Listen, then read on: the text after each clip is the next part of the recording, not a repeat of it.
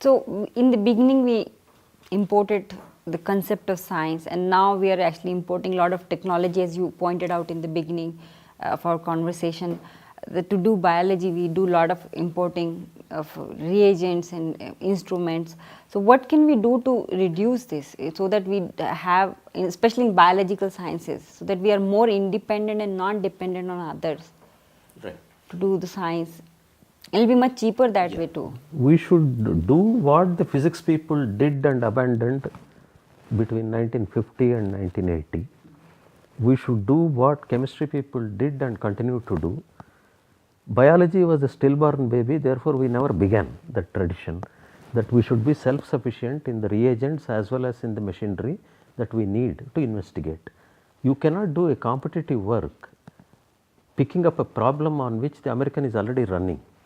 You can't win that race. So the cleverness lies, choose a problem, lay your own road and then run. There is no competition. That means original work.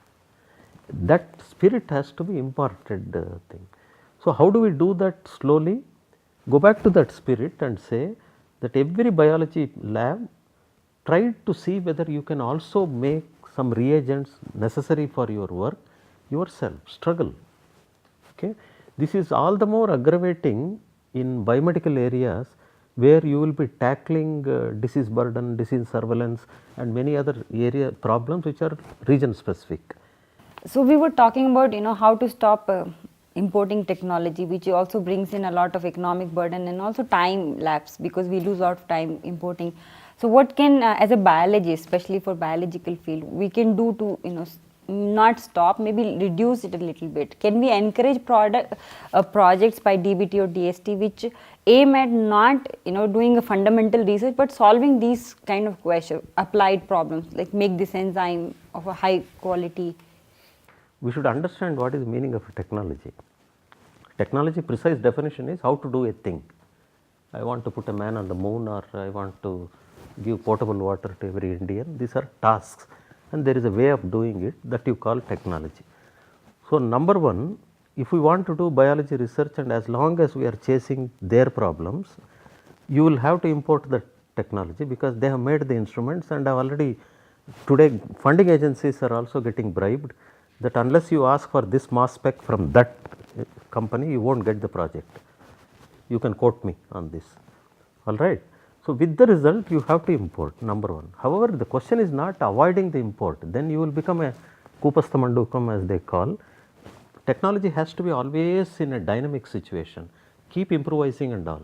Every technology is valid. Once you define it as technology as a way of doing, any technology is good enough. But what we need is a competitive technology to make it more efficient. For that, self-reliance is the only route, which means you do import, but then study it and improve it, then it is okay. Whole problem comes if you miss industrial revolution, which we missed actually long back. England had that advantage. So the spirit of innovation, that we should make everything into a technology, that spirit has been imbibed in the society. India has not got an industrial revolution even today. Therefore, we do not have that spirit that ye abhi watch banana hai. With lot of fanfare, we started HMT watch factory. It is closed now because the technology was never competitive. We wanted cars. We imported Landmaster of England and called it Ambassador. For 25 years, the sole market leader is a truck. It is not an automobile, and therefore it went out. As long as you forget that technology has to be competitive, your technology has no meaning. You better import, like Singapore is doing, Pakistan is doing, you can do that. But our idea is that ultimately, very strangely in this era of globalization, which simply means access to your commodities all over the world, strangely you have to do your own technology. That is the antithesis of globalization. Commerce, it is very good. Science, no globalization. Nobody is going to give you technology in a suitcase now, never. You look at our Colgate toothpaste. Why did you want to go and pay royalty and pay that even today and call it a toothpaste? What do you need big technology? This is the slavery. This is the mentality of all developing countries. As long as we don't break that mindset, we will not get our technology. And in science, as you rightly pointed out, if you ask a question, original question, you will develop the technology to solve that problem. Automatic. Did Sir C.V. Raman had imported spectrophotometer? How did he discover Raman effect? What did he have? He used sunlight. He didn't even have a lamp. In other words, his question was very important, therefore he said, good enough, I can do with that technology. Today, Raman spectroscopy has matured and built much more in Germany than in India. We discovered, no? Udhar se ho gaya. It was a fluke. We didn't have a tradition of science. Otherwise, lot of Raman students would have continued. Today, for example, Raman's effect can be used in microscopy. Yes. You can see updates today. Yes. Wonderful it seems for building three-dimensional images. And from How outside. come we don't develop? If we had invented that or discovered that, that student and grand student should have come up with this technology. We have forgotten that, because for every problem I have to go abroad.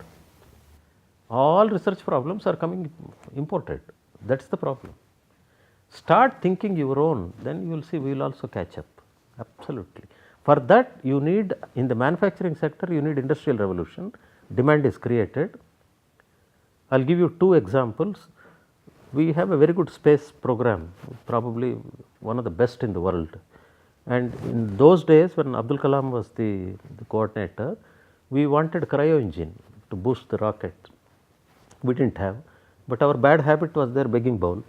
So we went to Russia. उधर से phone call आया था America से कि इसको मत देना, because these are smart guys. Therefore they said no. क्या हुआ? We developed our own cryo engine. Necessity is the mother of invention. If I don't feel the necessity, I will import automatically.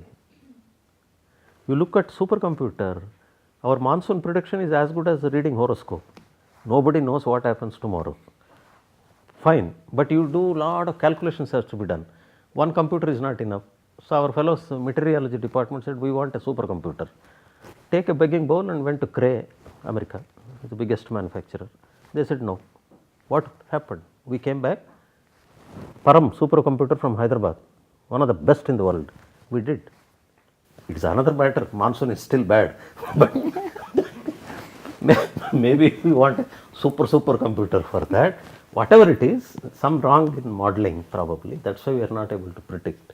So the whole point is, unless you get a kick, वो इज्जत की सवाल होना है, then only you will stand on your legs. As long as we don't have इज्जत, सवाल की सवाल ही नहीं है. Right? Pride in. That is why in the very beginning I said pre-independence, they were burning, we are not free.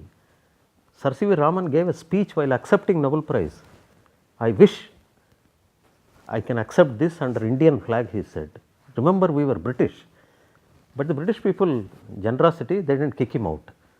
He made that statement. That means he was the fire. I want to be free Indian and then do this Raman effect. We would have made our mother country much more. That patriotic fervor, P.C. Ghosh in Bengal, S.R. Palit, Ashutosh Mukherjee, Calcutta University Vice Chancellor, any one of them you take, Meghna Saha, fantastic spirit. We miss it because I am already free. Those who are born afterwards or got independence during their life, they don't realize what sacrifices have gone in to become politically free. That is the problem. So we have to search for something. Maybe China will provoke us. If they keep occupying our land, I think one day we will also become good. That unless we are kicked, we don't. Yeah, Lord Herman is like that. Keep on praising, then only will come. So to solve this problem, can we teach students to ask right question, good questions, and maybe eventually they will ask original questions and can lead to solving these problems? The first thing is, every human mind has curiosity. It is come from animals actually. Chimpanzee, cockroach, amoeba, they are all as curious as we are. If you don't destroy that curiosity during your so-called formal education, you will maintain that, you will improve it. And then all you have to do is do lab practicals not as isolated exercises but as project mode. Give him a problem, guide him, but you say, now you tell what is the mistakes you have made, what questions you. So that so-called science is not just the what is written in this book about molecular biology or something. It is not this information that is come under the name of science is not just science. The way of acquiring the data is also science. Right. That we have missed. We have never said how many students design the experiment, how many students use statistics to design even big experiments. After the damage is done, we look for p-value. That's all our statistics. That's all, significant or not. Increase the n, you will get the p-value, no problem. Statistics has to be used before the experiment, not after. All of us do after. Your clinical trials of vaccine, you look at any of these, they are all national tragedies, the amount of money that we are spending. Poorly designed experiments. All clinical trials are failing, no? This is the problem. We have not understood, that is why his point is correct. We should teach statistics, mathematics, all even in biology courses. But you look at your school education, if you are taking biology, you should not take computer science. Or mathematics. ये mutually exclusive. ये कौन दिखा है? This is wrong. That means biologists don't need computers. It's a horrible conclusion, no? That's the problem. Why we are now emphasizing so much on systems biology? What I cannot do by a linear thinking, can we do by this modeling? Can we get the solution? Yes. George West and others in San Diego have done a lot of work, but now we are slowly learning these things. So the solution lies in changing your laboratory component, making it 70%, and also the laboratory component not as a set of exercises, but as a project mode, and then so that every student realizes that it is his curiosity level that drives the progress, and not by a tekadar who will tell you do this, do that, do that. Oh, nahi hoga. Then yes, we will also do quality science. So if a student has learned to ask good question and then he's trained well, so how, in a PhD scenario, how would student choose a good mentor? What should student look in a mentor? That's the question, very good question. As I say, I'll take 5 minutes to answer this because it requires a lengthy answer. We have to go to the roots of the problem. How did the question arise? Then we will answer automatically. There are no stupid questions, only stupid answers are there. Let me try to answer that. Look at the history of education, say 5000 years, and just take 4 phases of it to get quickly to the answer to that. In the olden days, when I say that, I am talking about the ancient India, any country, same. What is this education, aim of education? It was to increase the consciousness of the student to the highest potential, be aware of everything. So that, and the most important, aware of yourself, self-awareness. With that, obviously, the one who has that inflammable material and therefore can be sparked, he was looking for a guru. The literal meaning of this, etymological meaning of the word guru is a dispeller of ignorance in Sanskrit, and therefore he sought a guru. Like she asked, how do I choose a mentor? They were seeking them, and this guru did not open a school or a university department or an institution. He was hiding in some Himalayas or in some forest. So you search. Lord Krishna also went to Sandipani. He is God, na? Why did he require a schooling? For dispelling that and for right knowledge, you have to seek. Therefore, there is no selection procedure, no entrance exam. You seek the guru and he will take you, and then do whatever he wants. You will get your knowledge probably in 12 years or whatever was the system. Then we got jump, colonial rule. All you have to do is look at the speech that Lord Macaulay gave in British Parliament. This blighter, sorry to use this word, he gave a lengthy speech, and that's how we got our university system. These Indians, they will not obey us. They are culturally very strong. The only thing you have to do is break their system, destroy all the Sanskrit schools, all the indigenous systems of Gurukula, introduce English as a language. Let us start our what we call public schools, what they call private schools. That's what happened, and this is an actual speech. On that basis, they started this. And what did he want? We want an Indian by birth, but who will think like a Britisher, so he will become a good clerk. create clerks, that was the aim of education. So, you got clerks. There is no question of seeking mentor there. There is no need, because you do not want mentoring. I want to know how to do this job. Okay, I will take training and do that. That is what he created. Suddenly we got independence by default. Many people give credit to Mahatma Gandhi, but I think the British were fed up with the Indians. So, they gave us, take your freedom. And then we realized, what do we do with this education? Again we look for a leader. Jawaharlal Nehru gave some idea about education. He wanted to create a middle class, good middle class, lawyers, teachers, engineers, doctors, that is the middle class.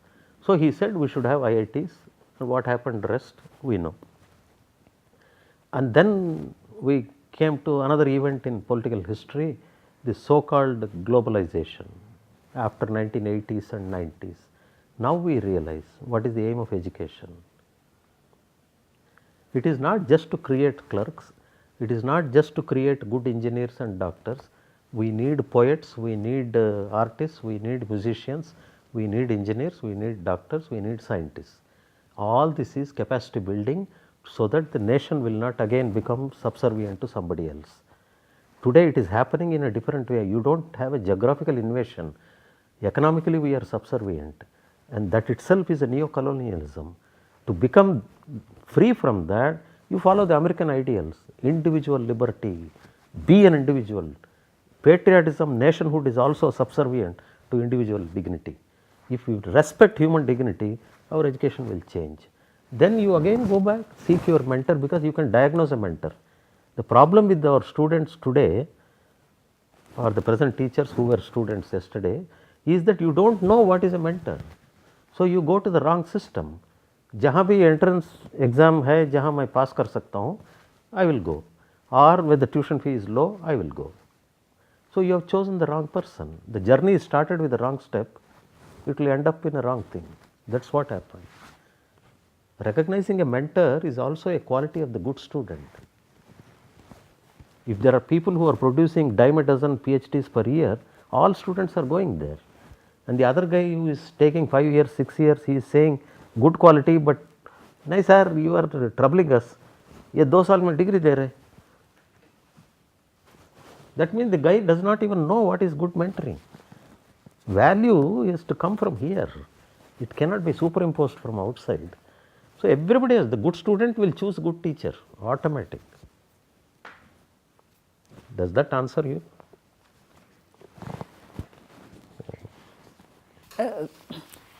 So before we wrap up, students present here, including me, would also like to know your work. So you've done a lot of work, as I said in my intro, buffalo hormones, and then and your questions were different, and you also produced a lot of you were able to publish a lot of more than 100 papers. That's okay. So and you were able to make very high quality hormones in the lab, purify them, make them. So maybe with this students can learn that research problems can be different kind. Yeah. I will take 5-7 minutes on this. Unlike the question that you raised, I got a job after PhD. I did not go abroad. A new university came as a political solution in Hyderabad. They were looking for people, and I was lucky. So, I was the first lecturer there. So, you got the job, now you start your job. So, I was saying what research I should do. Question comes. And having been tutored or mentored by a great scientist, obviously you want to do original work. You do not want to repeat again or gently extend what you have already learned. And I did not go abroad. So, I thought that I had some questions in mechanism of hormone action, absolutely new. We were the discoverer of receptor actually, it was whatever it is. So, we asked some question, but then I wanted to tackle them, and then the first thing I realized is how do you work on mechanism of hormone action if you do not have a hormone or whatever other reagents that you have. Then I thought, how did my boss do? How did other leaders in the country do? I looked at everything was imported. That gave me the rude shock that I will not start my research unless I make everything. I also know that I have to go up in the career ladder. That means you have to publish. So, you choose a new model on which there is no work and then solve your problems. Buffalo came to my rescue. Somehow I noticed it. I don't know, it may be coincidence, whatever it is. So, a biochemist who was a R&D chief of Hindustan Liver those days, they acquired Brook Bond company, which is makes tea and coffee, whatever it is. And these guys started a most modern abattoir in Aurangabad, and he happens to be my mentor, KSV Sampath Kumar. He gave me a message that we are killing 3,000 buffaloes in our abattoir and exporting the buffalo meat to Sultan of Brunei or Middle East and Saudi Arabia and all. You want to pick up any tissue, you can come and take it free. So, my first problem is over. I identified buffalo, there was no work, absolutely no work. So, I can ask, my questions were original, but I can safely work on buffalo because the American will not work on the buffalo. So, I went and collected, me and my student go in a train, come back with liquid nitrogen, slaughtering, picking up everything we learned, do that and then start. Why did we do that? To prepare all the hormones that I want and antibodies, monoclonal, polyclonal, all sorts of reagents that I want. I said I will spend 2 years, prepare all them and then tackle my problem, which I have already asked. Very safe questions, nobody will pursue them. That I got stuck for 40 years, because in the process of doing this work, which is essentially a technical program, we made some minor discoveries. For example, I will mention 2-3. There was at that time, these hormones that I handled were glycoprotein hormones, and particularly from cattle there was lot of work abroad, and this being a glycoprotein, it is both protein and carbohydrate. And as usual, if you know the chemistry, you can do this amino acid sequence, techniques are available, and carbohydrate sequence. The carbohydrate sequence, they were not done by any American for what I do not know, 10 years silence. Now, I happen to do chemistry in my MSc and a little biochemistry during PhD, and therefore, I thought that probably if you look at a oligosaccharide on a protein, you have the so called non-reducing end and the reducing end, which is linked to asparagine or any other, some other amino acid. So, you have to start from here. The conventional procedure is you either chemically degrade one by one diazomethane, or you do enzyme, mannose-sidase, galactoside-ase, sialidase and like that. Nothing works for the American. So, I thought it is very simple, because we know in biochemistry we read about hyaluronic acid, chondroitin sulfate, many of these interstitial fluid components, extracellular matrix components, which are sulfated. So, I just made a guess, maybe there is a sulfate there, therefore, your reagents are not working. I was a lecturer in Hyderabad, and some student came to want a MPhil degree, and therefore, I said let us start this work. Radioactive sulfate was available from Bark for 200 rupees. I had only that much money. So, I took that. Buffaloes are being slaughtered, no problem of pituitaries. Take the pituitary, make cells, you add collagenase, you get cells, incubate with radioactive sulfate, look for metabolic labeling. Where is the TCA precipitable fraction which has still covalently bound sulfate? Being a mammalian tissue, it cannot make methionine from sulfate, impossible, we do not have capacity unless there is a bacterial contamination. And we got sulfur labeled in the one of the hormones which she named as luteinizing hormone, and it has to be in the carbohydrate, because with you use a reagents which will cut the oligosaccharide from the protein. There are many of them, you can do any of them, all those things. Trifluoromethane sulfonic acid is one mild reagent. So, I got the sulfur labeled on the carbohydrate. We did a little more chemistry and showed it is on the 4th hydroxyl group of galactosamine. We published a paper. I published in February. In April and March, 2 papers came, one from Europe, one from America, exactly same results. So, we did not copy. It came in Feb's letters. So, it was not an Indian journal. Those days Feb's letters was great, not today, but those days. So, that established, it was a discovery. So, it is very well cited and all that. I will give you one more example. When I came to Delhi for political reasons, my first Vice Chancellor at Hyderabad was Professor Gurbakh Singh, and then at the end of the 5 years, he faced troubles of the local politics, son of the soil and all that. So, one of the targets was me. I was not included as a son of the soil because I am a confused fellow. My mother's tongue is Tamil, my mother tongue is Kannada, and I studied Telugu. Therefore, they said this fellow is an alien. So, they did not include me in the Andhra region, Hyderabad. So, they were about to kick, I resigned. Luckily, Professor Gurbakh Singh became Delhi University Vice Chancellor. He asked me, come here. First time I crossed Vindhyas, came to Delhi, got stuck for 33 years. And I, as usual, you want to continue that, but give it a more quantity, because now you have to produce a PhD. So, a PhD student came. So, I said, okay, let us have an accounting of sulfate metabolism in pituitary cells, where all it is going, how many proteins are thing. There was no 2D at those days, we did 2D. That is the technical innovation that we are talking. All right. Now, you do that, and suddenly with that girl comes to me and says, sir, I am finding lot of radioactivity in this fraction. Those who did biochemical purification, you will get side fractions. From that side fraction, which for 40 years earlier, American scientists were throwing it in the sink. This is called, very nicely they phrased it, discarded acid pellet. You add metaphosphoric acid, you get a precipitate, throw it. 40 years. We discovered prolactin there. Tons of it I can purify. So, I said, how can prolactin have sulfate? Prolactin is supposed to be simple protein as per the textbook. It cannot have sulfate because we already proved sulfate is there on the carbohydrate. This is not a glycoprotein.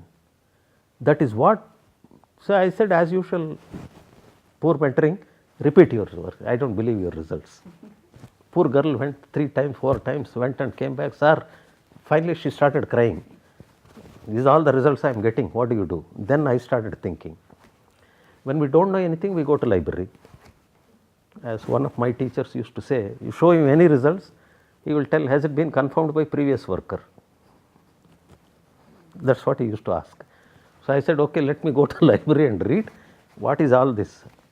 I came across a paper by Frinkel Conrad. He was working on virology, tobacco mosaic virus. I am as far from virology as possible. I am in endocrinology. All right. And this guy publishes a JACS paper, Journal of American Chemical Society, very highly rated. What is the title of the paper? Effect of sulfuric acid on tobacco mosaic virus. Can any one of us think of research problem like this?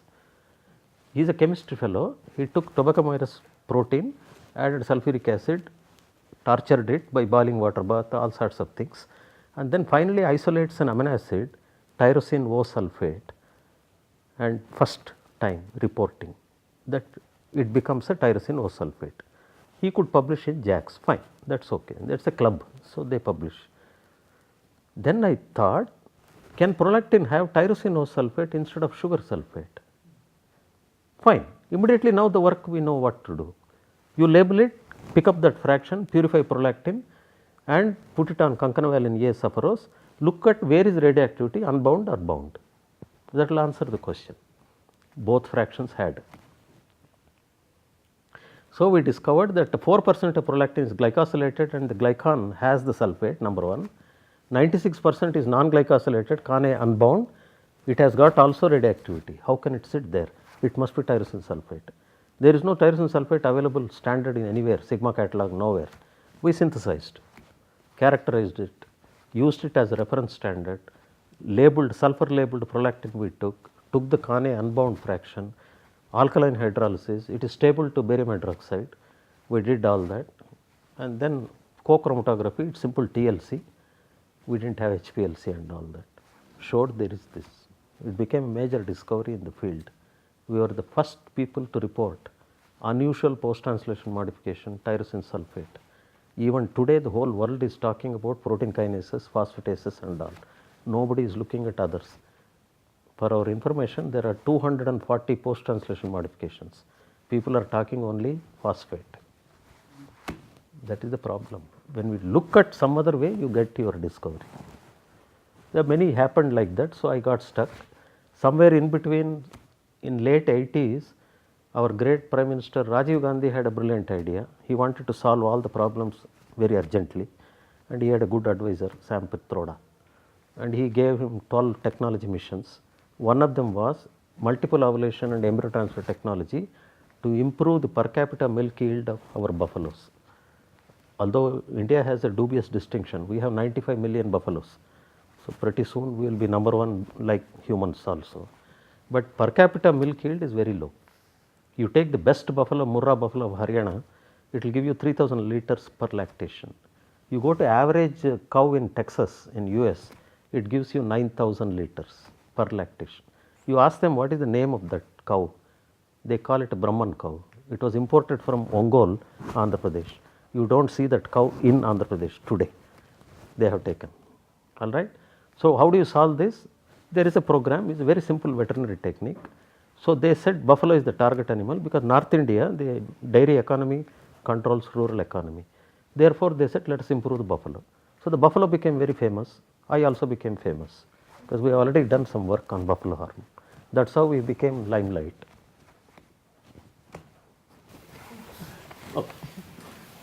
Actually, sir, very, very interesting story, and we would like to, wrap up and say thank you so much for. It's my pleasure. I hope you enjoyed our conversation with Professor Muralidhar. Thank you so much for being with Living Science.